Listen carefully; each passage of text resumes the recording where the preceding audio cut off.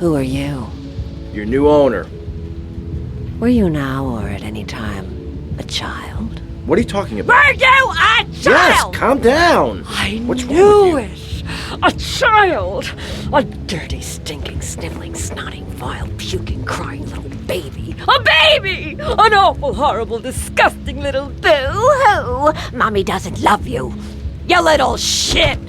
Ow, calm down. I hate babies, and I hate children. They're dirty, sniveling, snotting, vile, puking Enough little... already! What is wrong with you? You make soft ice cream, okay? It's purely for kids. What kind of psycho are you? Just so I understand this, why make children happy if you hate them? Oh, you stupid, sniveling, snotty... Shut up! Brat!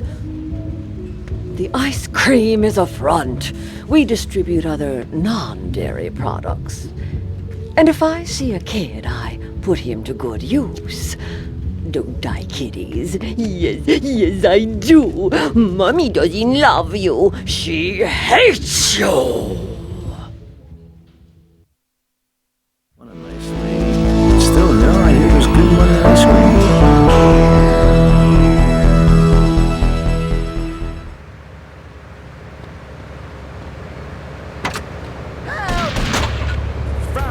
Because only God knows what you'll go through. You'll grow in the ghetto, living second rate, and your eyes will sing a song of deep hate. The places you play and where you stay looks like one great big alleyway. You'll admire all the number book takers, thugs, pimps, and pushers, and the big money makers, driving big cars, spending 20s and 10s, and you wanna... Okay, well, I'd love just the 5 of us. Please, enough! 5 succeeds while robots starve. Attendance has been poor. If I were opening this with the Orquestra Filarmonica de Jalapa in Mexico, there would be riots in the streets with small children giving me flowers and weeping. Here in Vice City, they wouldn't know art unless it came as a tube of beef jerky. They told me, Claude, it can't be done. Vice City is for sun worshippers and Philistines, and I told them no. I told them, if I'm directing a work of commercial dross down there, I must save my soul with some serious art. But to be honest, they were right. I feel ahead of my time. The best artists are ignored. I mean, surely any right-minded person would rather spend an evening watching me express the meaning of space as I move delicately across the stage in the dance of desire and denigration than flopping around in a disco or a nightclub or sucking the electric teat of television. I know I would. God! I mean, what is wrong with you people? God, my hair. What? My hair is all wrong. It clashes with my dress. Zeus! Cicero! Shakespeare! Flaubert! Someone! Please save me from this hellhole! My dear, you are so ignorant. I'm trying to save you, to save everyone! You don't see the art around you. Are you in search of Auld Lang Synes, singing Madama Butterfly on a windowsill, or relegating yourself to a cricket in Huckleberry Finn? I'm a movement that conquers love while you complain about your dress. Know you not how important my mission be? Right. Cool. Okay, Mr. Chesterfield. I mean, Mr. Maginot. You gotta hang in there. You're on K-Chat, and I'll be right back. At the law firm of DeLeo and Furax, we understand that sometimes life throws you a curveball. We help our blue-chip clients get their lives back after circumstances have conspired against them. Just listen. It was an unfortunate accident what happened to my wife on that precarious cliff. DeLeo and Furax can't bring my wife back, but they made sure I didn't end up in the slammer. I was unfortunate enough to be found with 15 kilos in my spare time. I was so mad at the auto repair shop that sold me that tire. Thanks to DeLeo and Furax, the district attorney saw it that way too. I accidentally torched a Quickie Mart when my medication ran out. DeLeo and Furax helped me and the community by ensuring a healthy settlement from the pharmaceutical companies. At DeLeo and Furax, we understand the judicial system and will ensure the truth is heard, no matter how improbable. We're not cheap, but what price can you put on truth?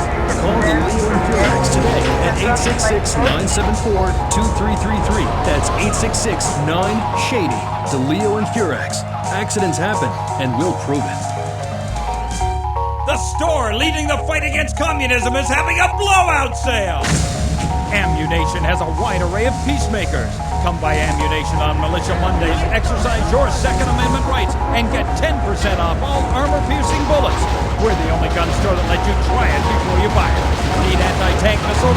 We've got them. Flamethrowers? Oh, yeah. No credit? No problem. No money down. 90 days, same as cash. Shoot now, pay later. During the 10-minute waiting period, fire up a few rounds of the Ammunition gun range, featuring faces of famous Tommy Pinkos. Come by Ammunition and register to win an anti-aircraft gun actually used when we whooped Australia's ass. This weekend is the Ammunition Film Festival with 3 screenings of documentary Red Dawn. Ammunition, protecting your rights. You're back on Gay Chat with me, Amy, and my special guest. Let's go to the phones. Mr. Maginot, Bruce from Prawn Island. Big fan of the show, Mr. Maginot, big fan. I don't know about the robot thing. It's weird. Quickly, is he really 42? Did he shop in the kids' aisle? Or did he get on roller coaster rides? I mean, what's the deal? Did he pay half price for the movie? No comment. Next caller. Oh my God, trauma! I meant that's my line. I'm supposed to say that. God, this guy is such a dick. Next caller. Who's on the line? I mean, who's on the line? What number is it? Who's on the line? Hello, Claude. This is Morgan. I'm just vacationing down here, having finished my doctoral thesis into images of young boys in post-Lapsarian Greece and the erotic understatement of the fugue in contemporary Baroque. Fascinating stuff. Do you have a question? I'm confused. No, woman. I just wanted to tell Claude about my thesis and discuss his bleaker Death in Venice street period. Of course I have a question, silly girl. Claude, I saw Robots. Big fan, and that's praise indeed coming from me. I normally hate anything humanity has achieved since 1836. But one thing fascinated me. Claude, about the show, the pants. They were so tight, so fitted. How do you get such a marvelous, close, sequin figure hugging fit and still? Oh, and were the sequins a reference to lasers? Yes, my, I agree. Thanks for calling. That is an important question. You see, I'm an important person, and I especially think so. It is really important for people to see my form move through space in very tight pants, or the effect is ruined. Interpretive dance cannot be expressed in baggy clothing. It's like a violin parade. Otherwise, why have a love story with a manatee and the lasers? It's very important. You're kind of creepy. You're nothing like you are on the show. You're so funny there, joking with the family and putting out the fires started by the homeless guy and starting group hugs. But in real life, you're just plain creepy. You won't even tell us how old Jimmy is. All you talk about is Archie stuff like that nobody understands because it's complicated and how tight your pants are. That's not true. I also discussed love and passion and a manatee and the lasers. You, my dear, could use all 3. You, my dear, are a Philistine. I'm sorry, but this is one of the most degrading, debasing, horrific, unedifying, opportunistic things I have ever done in my life since that whole Rake's Progress lawnmower commercial. I feel dirty, like I just sat in something. You did. Our last guest was taken violently ill. Yes, well, such is the plight of radio. Rather than grumble like Leporello or a taxi driver about my duties cleaning the back seat, I shall bid you adieu. Okay, thanks, Claude. Next, we have a very important guest who doesn't dance like a weird jerk. We'll be back right after this. You're on K-Chat. Knights of the road, here's your stallion. The car for freedom. The car for hot excitement. The car for a man who is alone against the elements. The Waibatsu Thunder.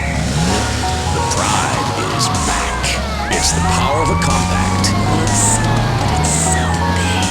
Fuel injected. Inject me. My Batsu Thunder. On the toll road of life, you have to pay to prove you can. Live the emotion of an individual. The awesome power of nature distilled into one vehicle. Because after you get struck by lightning, there's thunder. The Waibatsu Thunder. What's this I found under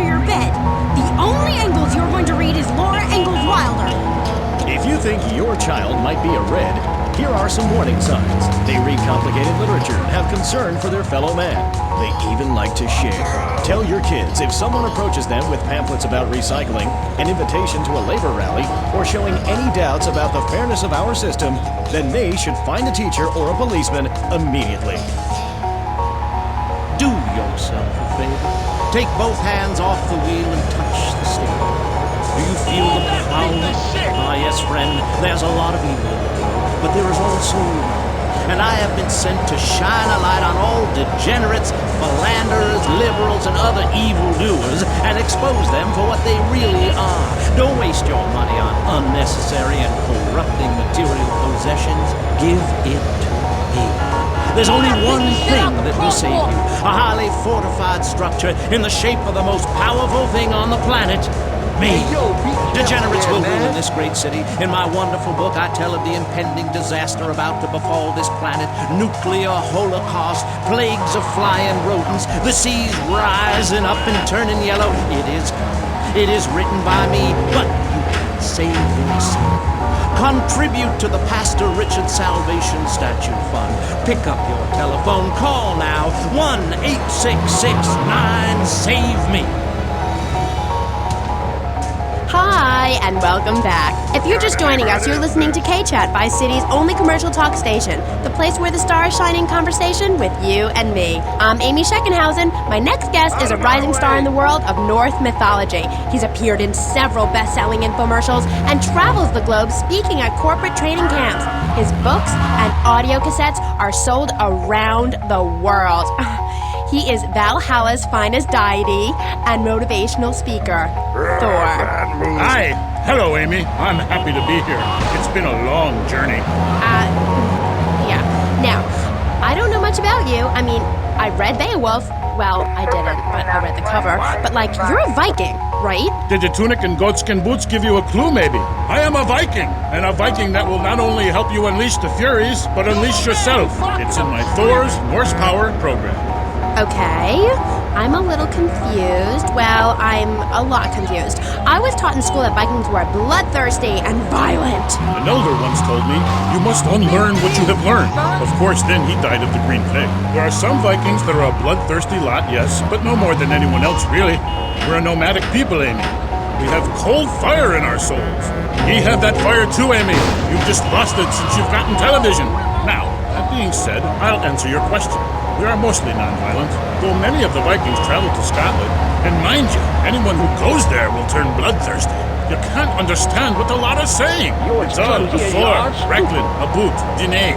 It's enough to make you want to burn a village to the ground. That's why, in my cassette series, I talk about the importance of communication. You see, Amy, men and women live in different worlds. We use different words. A group of men talk about what they've killed, how to start a fire, who has the best long boat. Women want to talk about keeping the commute along or tidy and their feelings. When I'm raiding a village, I don't need to be talking about feelings. It's time for action.